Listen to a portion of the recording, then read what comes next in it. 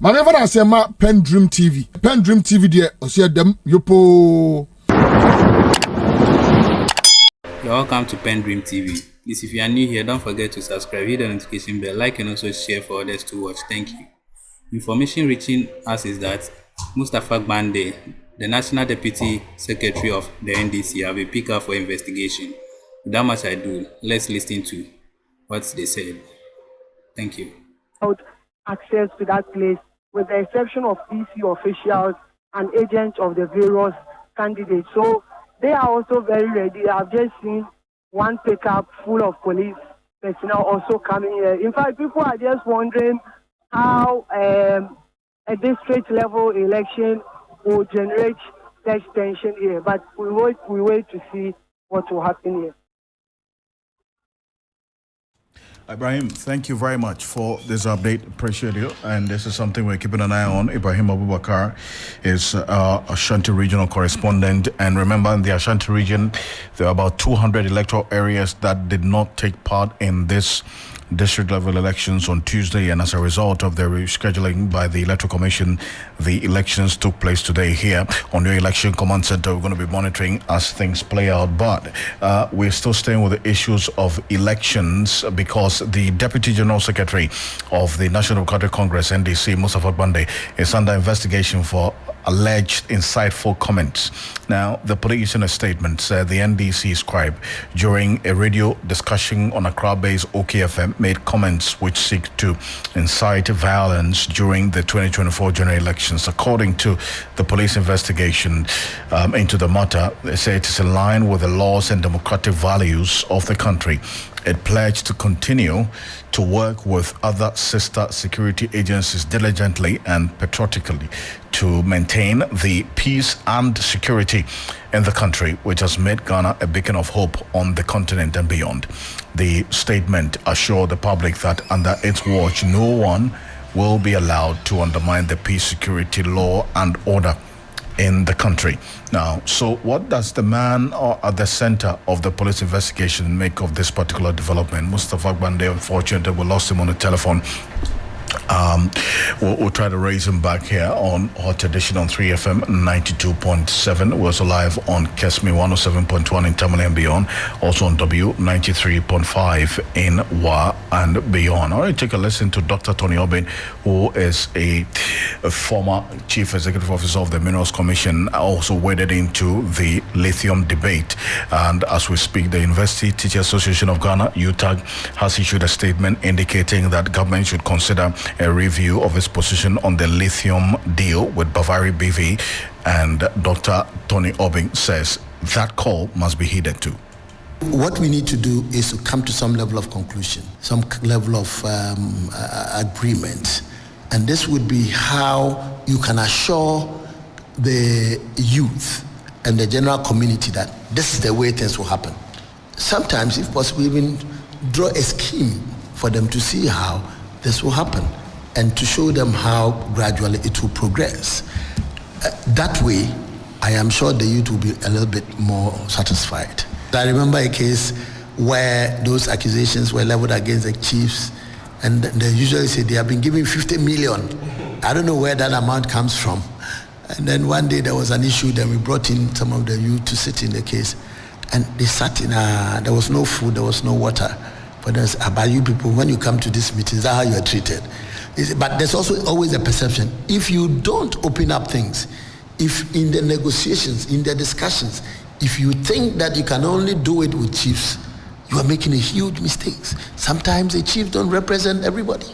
So allow the stakeholders, women, men, boys, girls, even, just have their samples, have their representative there. Well, before we get into business, President Akufo-Addo has refuted accusations that he has influenced investigations into corruption allegations against his appointees, citing various instances of corruption allegations involving government officials, the latest being the former Sanitation Minister, Cecilia Dapa.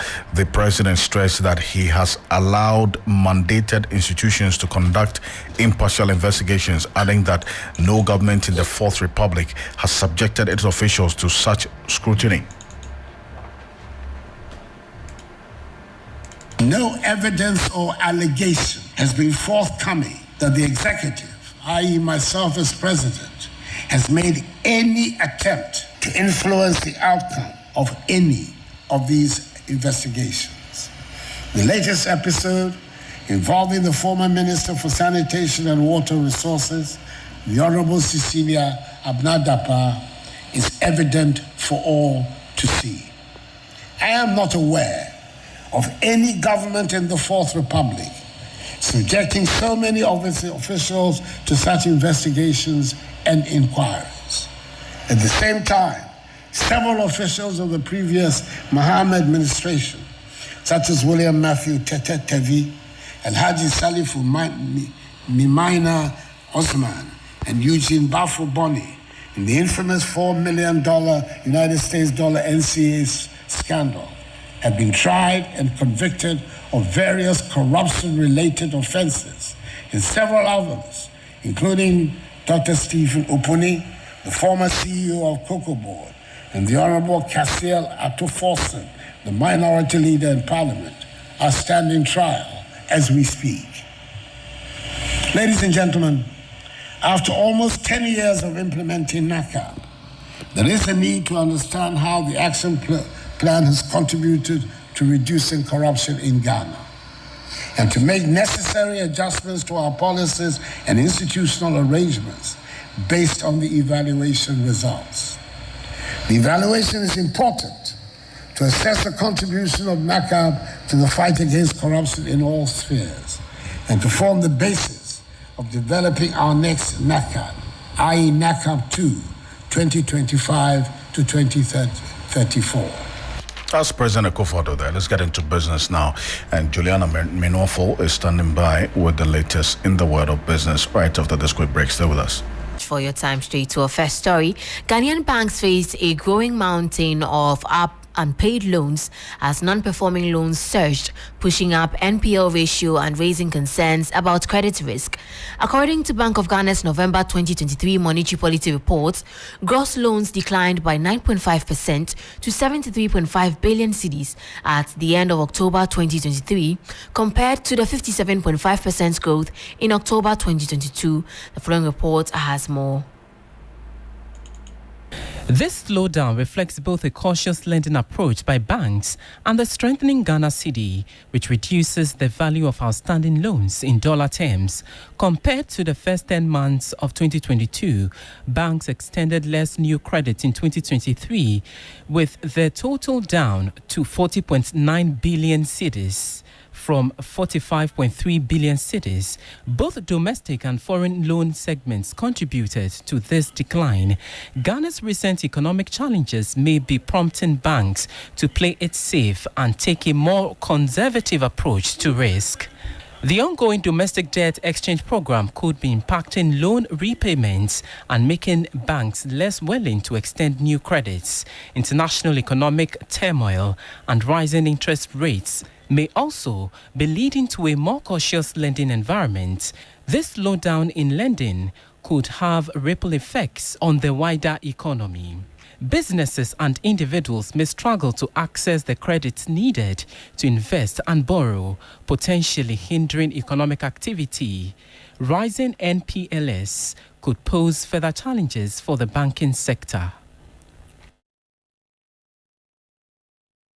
That was a 3 Business News Desk report. Away from that, economist and tax policy analyst Dr. Alex Ampabing has labeled the International Monetary Fund's tax to GDP targets for Ghana as unrealistic. As part of measures to bolster the country's revenue mobilization, the IMF has charged Ghana to increase its tax to GDP ratio to 18% from the current 13% in 3 years. Dr. Ampabing, speaking to 3 Business at a tax dialogue, said that the current global economic challenges will make it difficult to achieve the target.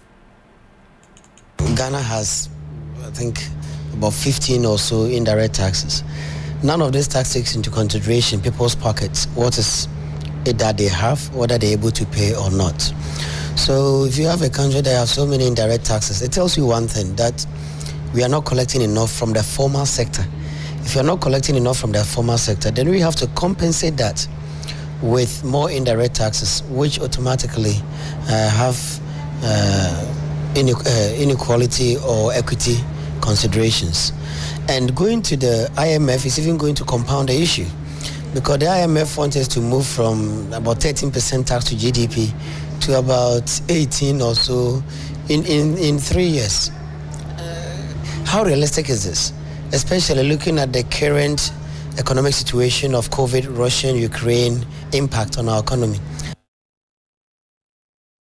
That was economist and policy analyst Dr. Alex Ampabing, bringing us to the end of the business segment on Hot Edition. My name is Meno Afo. Bill Ishen will soon join in with sports news. Stay tuned. Good evening and welcome to the sports segment here on the 3FM Hot Edition. My name is Bill Ishen. Let's start off from the local scene, where former Black Stars goalkeeper Fatau Dauda believes the current technical team of the senior national team, the Black Stars, may have good reasons for not selecting locally based goalkeepers in recent years. He currently serves as the goalkeepers trainer for the Sudanese national team. I keep on saying we have quality. We have good goalkeepers in the system. Very good, very quality. But I keep on saying the confidence, the trust, the belief, and the psychological aspect. There was some time they keep calling them, inviting them. You understand? I wasn't there, so I don't know why they don't give it a chance. Maybe, just maybe, what they see at training doesn't give the coaches confidence to give them a chance to play. Maybe, because I wasn't there. I'm just saying maybe. Or they are trying to bring them in sometimes to be learning from the professional goalkeepers there. It might be possible. That was Fatau Dauda, the former Black Stars goalkeeper. The full interview will be airing on AFCON Quest tomorrow at TV3 at 11 a.m. Now to some other stories. UEFA President Alexander Catherine said football is not for sale after a revamped European Super League was proposed. Now in 2021, 12 teams signed up to the ESL, a breakaway European tournament to rival UEFA's current competitions. On Thursday, the European Court of Justice ruled that banning clubs from joining the league was unlawful, and the revamped ESL was outlined a few hours later. Let's listen to Catherine. We will not try to stop them. They can create whatever they want. I hope that they start their fantastic competition as soon as possible with two clubs. I hope they know what they're doing, which I'm not so sure about. Football is not for sale. We can show that many times. We did all together. That was UEFA President Catherine. Now, former Premier League midfielder Yaya Toure dreams of managing in the competition as a head coach in the future. Yaya currently serves as an assistant coach to Saudi Arabia's national team. Yeah, I hope so. That's what I hope for. To be honest, I think I will be good enough one day to be a coach in Premier League. I hope, but I think after that, it's decide, depending on the honor on the people on there, just to decide on my person if I'm the right person to lead the club or lead the job. And I think for me, what is good about this is football is is open to everyone, and as soon you perform well, you do well, I think. That is Yaya Toure, former Premier League footballer. That brings an end to the sports segment here on the 3FM Hot Edition. My name is Bill Ishen, and up next is Thank you for watching. We really appreciate your time. If you have not yet subscribed, please do subscribe, hit the notification bell, like, and also share. You can keep your comments coming as well, or send us a voice note on the number showing on the screen, which is 0277 128 7777. Thank you. Dedi kama mamena PENDREAM TV ase. Na so far so good. Say open online portal e wo Ghana. Nipa share, nipa follow, nipa comment here. To my best of knowledge, without any biases, PENDREAM TV.